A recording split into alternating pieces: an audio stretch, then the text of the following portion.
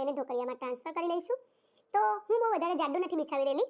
અહીં આપણે મકાઈ કાચી લીધેલી છે તો સારી રીતે ચડી જાય એટલે આપણે પાતળું જ રાખીએ છીએ.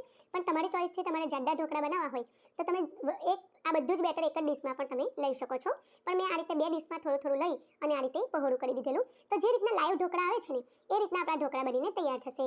એમાં આપણે ઉપરથી થોડુંક કશ્મીરી લાલ મરચું સ્પ્રિંકલ કરેલું છે. તમે એની સાથે મરીનો પાવડર પણ સ્પ્રિંકલ કરી શકો છો. હવે ગરમા ગરમ ઢોકળિયામાં આપણે એને સ્ટીમ થવા માટે મૂકી દઈશું.